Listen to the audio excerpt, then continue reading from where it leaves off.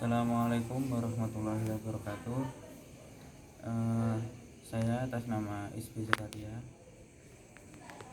akan menjelaskan tentang sebuah materi dari mata kuliah Al-Quran, Hadis, dan Gender. Membahas tentang peran perempuan pada masa Rasulullah, terkhusus untuk kedua tokoh yang bernama Nusaibah binti Ka'ab dan Khalwa binti Al-Aswar.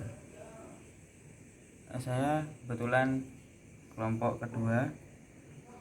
Nah, sebelum mengetahui lebih mendalam, pada dasarnya sebuah penelitian itu pasti ada akar permasalahan, bahwasanya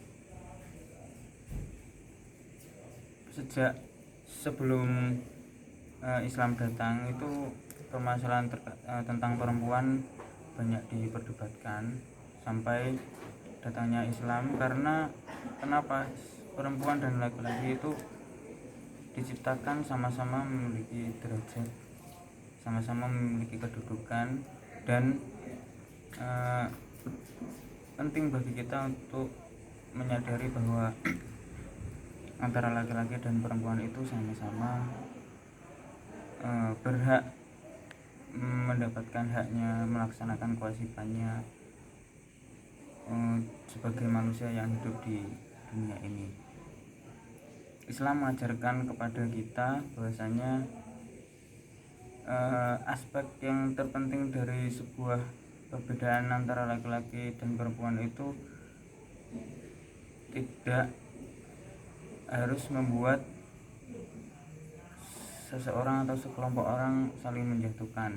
Maka dari itu, saya sebagai penyampai materi akan memberikan sebuah contoh dari tokoh perempuan di masa Nabi Muhammad dan Khulafaur Rasyidin, di mana kedua tokoh ini merupakan tokoh wanita yang sangat berkontribusi dalam ajaran dakwah Islam dan penyebaran agama Islam.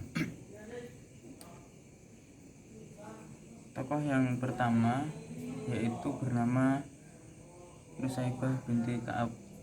Nusaibah binti Ka'ab ini nama lengkapnya adalah Nusaibah binti Ka'ab bin Amr dengan ibu Robah binti Abdullah bin Habib. Nah, biasanya itu dipanggil dengan Ummu Umaroh. Dia memiliki saudara kandung kakak bernama Abdullah bin Ka'ab dan adiknya bernama Abu Laila Abdurrahman bin Ka'ab. Ummu Umaroh atau Nusaibah bin Ka'ab itu menikah dengan Zaid bin Asim, dikaruniai dua anak yang bernama Abdullah dan Habib.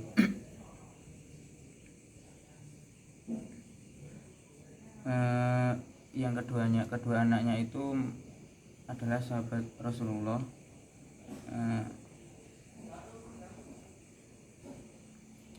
Kemudian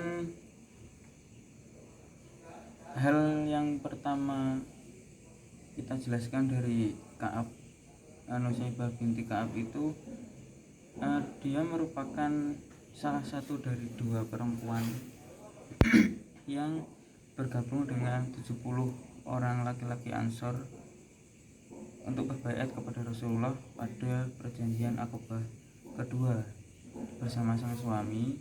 Dia bersama sang suami dan kedua putranya, dia berbaiat kepada Rasulullah untuk ikut serta berjuang demi dakwah Islam di Madinah. Kemudian peran Nusaibah binti Ka'ab secara garis besar, tokoh ini mengikuti jalannya peperangan yang dilakukan oleh Nabi Muhammad SAW. Dia bersama suami dan anaknya ikut serta berperang. Nah, yang menjadi contoh dalam pembahasan kali ini yaitu ketika perang Uhud. Dia sebagai wanita yang sangat perkasa. Mengapa demikian? Karena ketika perang Uhud itu kaum muslimin merasa sudah menang, kemudian ada serangan balik dari kaum Quraisy. Secara spontan kaum muslimin itu lari. Kemudian beliau dengan gentarnya melindungi Nabi Muhammad agar tidak terluka. Nah, di dalam riwayat itu dijelaskan bahwa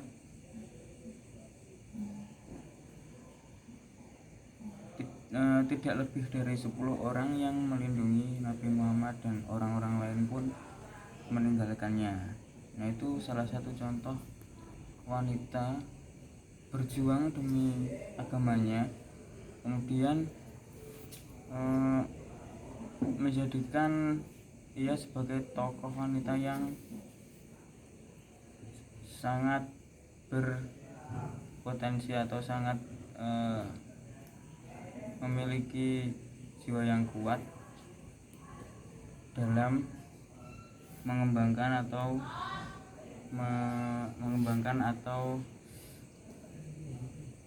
meluruskan dakwah Islam. Tokoh selanjutnya yaitu Khawlah binti Al-Aswar. Khawlah binti Al-Aswar itu adalah seorang pejuang wanita Arab yang selama kehidupannya itu digambarkan sebagai salah satu pejuang wanita terhebat dalam sejarah yang pernah dibandingkan dengan Khalid bin Walid. Dia adalah saudara perempuan Dirar bin Al-Aswar. Lahir pada abad ke-7. Ayahnya bernama Malik atau Tariq bin Aus, salah satu kepala suku Bani Asad.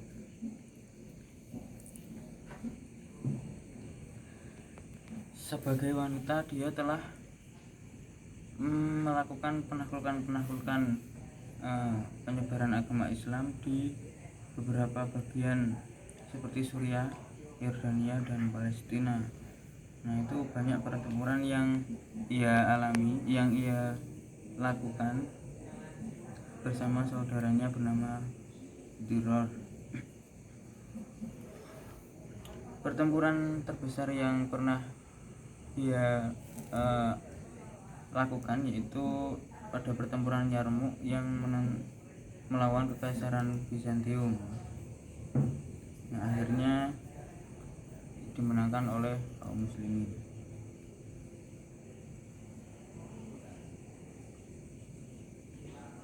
Mengapa disebut dengan benteng umat Islam? Karena tokoh ini atau Khawlah binti Al-Aswar ini sebagai wanita yang sangat perkasa. Dia awalnya tidak menjelaskan identitasnya ketika perang melawan Kekaisaran Bizantium yang pada saat itu dipimpin oleh Khalid bin Walid. Dengan gagah beraninya menaiki kuda, kemudian menebas musuh yang ada di depannya. Nah, itu sebagai salah satu contoh wanita yang menyetarakan atau yang setara dengan laki-laki pada zaman dahulu. Maka dapat disimpulkan bahwa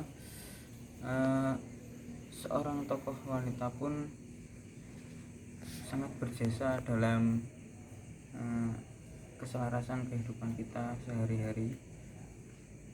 Bukan hanya dipandang lemah, bukan hanya menjadi seorang istri yang kerjaannya cuma menyusui dan sebagainya, karena wanita sendiri juga perlu dihormati karena dia juga sama-sama manusia, bukan laki-laki yang sekuat.